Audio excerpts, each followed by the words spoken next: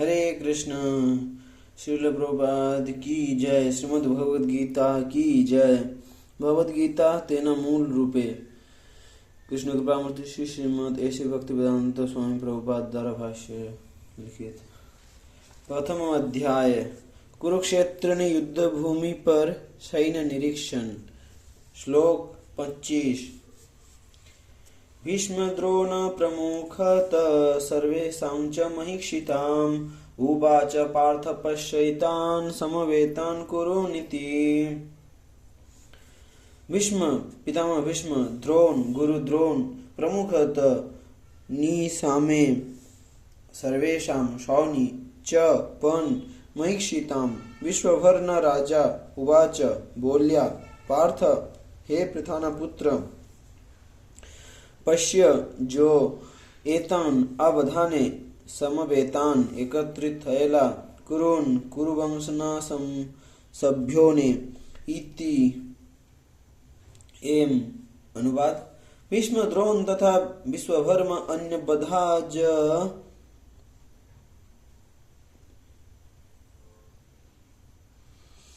રાજાઓની ઉપસ્થિતિમાં ભગવાન કહ્યું, હે પાર્થ, અહીં એકત્રિત થયેલા આ બધા કુરુઓને જો। ભાવાર્થ, જીવ માત્રના પરમાત્મા તરીકે ભગવાન કૃષ્ણ આ જાણતા હતા કે અર્જુનના મનમાં સી ગડમથલ ચાલી રહી હતી। આના સંદર્ભમાં થયેલો ઋષિકેશ શબ્દનો પ્રયોગ દર્શાવે છે કે ભગવાન બધું જ જાણતા હતા। એવી જ રીતે કુંતી અથવા પિતાપુત્ર અર્જુનના સંદર્ભે પાર્થ શબ્દ પણ મહત્વપૂર્ણ છે। પરમ સખા તરીકે તેઓ અર્જુનને જણાવી દેવા માંગતા હતા કે અર્જુન તેમના પિતા વસુદેવજીની બહેનનો પુત્ર હતો, તેથી જ તેમને અર્જુનના સારથી બનવાનું સ્વીકાર્યું હતું। હવે કુરુઓને જો એમ જ્યારે કૃષ્ણએ કહ્યું તો આનાથી તેમનો શો આશય હતો? શું અર્જુન ત્યાં અટકી જઈને યુદ્ધ કરવા માંગતો ન હતો?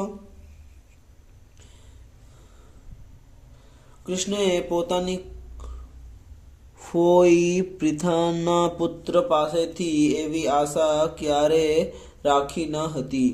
આમ ભગવાને અર્જુનના મનોભાવનું કથન મિત્રભાવે વિનોદમાં કર્યું હતું। श्लोक 26। तत्रापश्यत् स्थितान् पार्थ पितॄनथ पितामहान् आचार्यान् मातुलान् भ्रातॄन् पुत्रान् पौत्रान् सखींस्तथा ससुरान् सुहृदश्चैव सेनयोरुभयोरपि। तत्र ત્યાં અપશ્યત જોયા સ્થિતાન ઊભા રહેલા પાર્થ અર્જુન, પિતॄન પિતૃઓ કાકાઓને, અથ બળી પિતામહાન દાદાઓને, આચાર્યાન આચાર્યોને, માતુલાન મામાઓને, ભ્રાતॄન ભાઈઓને, પુત્રાન પુત્રોને, પૌત્રાન પૌત્રોને, સખીન મિત્રોને, તથા અને સસુરાન સસરાઓને, સુહૃદ શુભેચ્છકોને, ચ પણ એવ નક્કી, સેનયો સૈન્યોના, ઉભયો બંને પક્ષોની, અપી સહિત। અનુવાદ। બંને પક્ષોની સેનાઓની મધ્યમાં ઉભેલા અર્જુને પોતાના કાકાઓ, દાદાઓ, આચાર્યો, મામાઓ, ભાઈઓ, પુત્રો, પૌત્રો, મિત્રો તથા સસરાઓ તેમજ શુભેચ્છકોને જોયા। ભાવાર્થ, અર્જુન યુદ્ધભૂમિ પર પોતાના સર્વ પ્રકારના સગા સ્વજનોને જોઈ શક્યો। તે પોતાના પિતાના સમકાલીન ભૂરિશ્રવા જેવા પુરુષોને, ભીષ્મ તથા સોમદત્ત જેવા પિતામહોને, દ્રોણાચાર્ય તથા કૃપાચાર્ય જેવા ગુરુજનોને, શલ્ય તથા શકુની જેવા મામાઓને, દુર્યોધન જેવા ભાઈઓને, લક્ષ્મણ જેવા પુત્રોને, અશ્વત્થામા જેવા મિત્રોને, તેમજ કૃતવર્મા જેવા શુભેચ્છકોને જોઈ શક્યો। એ સેનાઓને પણ એ સેનાઓને પણ તે જોઈ શક્યો કે જેમાં તેના અનેક મિત્રો હતા.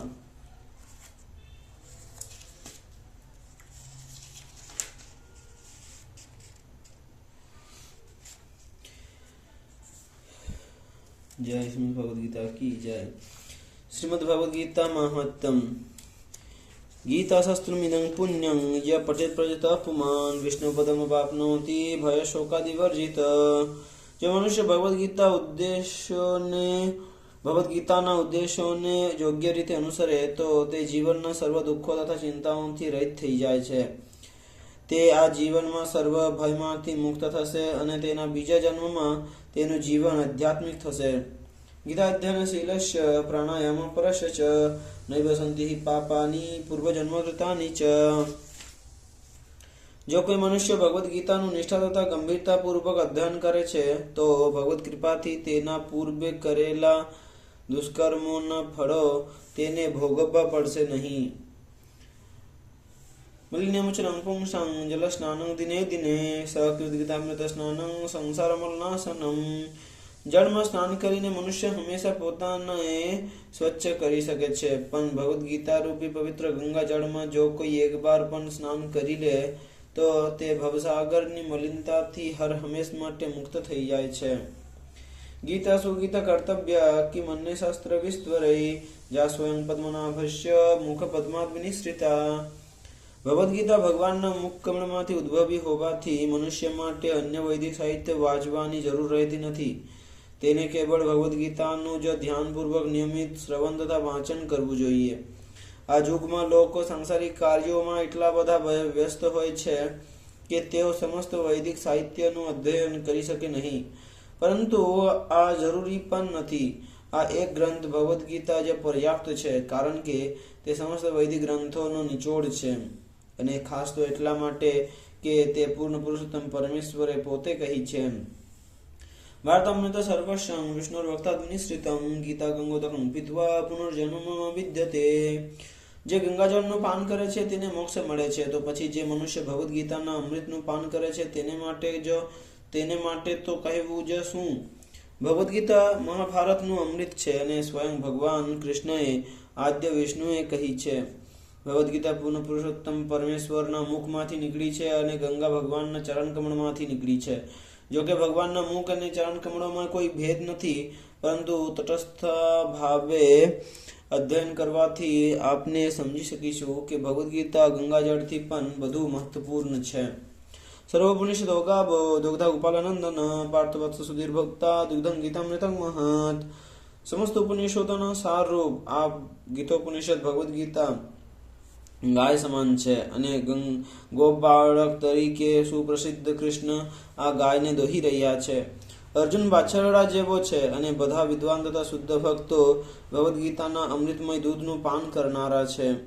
એકં શાસ્ત્રં દેવકીપુત્ર ગીતમ એકો દેવો દેવકીપુત્ર એવ એકો મંત્ર તસ્ય નમાની યાની કર્માપેક્ષં તસ્ય દેવસ્ય સેવા. આ વર્તમાન યુગમાં લોકો એક શાસ્ત્ર, એક ઈશ્વર, એક ધર્મ તથા એક વ્યવસાય માટે અતિશય ઉત્સુક છે. તેથી એકં શાસ્ત્રં દેવકીપુત્ર ગીતમ, કેવળ એક શાસ્ત્ર, સમગ્ર વિશ્વ માટે માત્ર એક શાસ્ત્ર ભગવદ્ ગીતા રહેવા દો. એકો દેવો દેવકીપુત્ર એવ, સમગ્ર વિશ્વ માટે માત્ર એક ઈશ્વર શ્રી કૃષ્ણ હોય. એકો મંત્ર તસ્ય નમાની યાની, અને માત્ર એક જ મંત્ર, એક જ પ્રાર્થના હોય, તેમના નામનું કીર્તન. હરે કૃષ્ણ કૃષ્ણ કૃષ્ણ હરે હરે, હરે રામ રામ રામ હરે હરે. અને કર્માપેક્ષં તસ્ય દેવસ્ય સેવા, અને માત્ર એક જ કાર્ય હોય, ભગવાનની સેવા. હરી હરી બોલ. જય શ્રીમદ્ ભગવદ્ ગીતા કી જય. શ્રીલ પ્રભુપાદ કી જય. હરે કૃષ્ણ.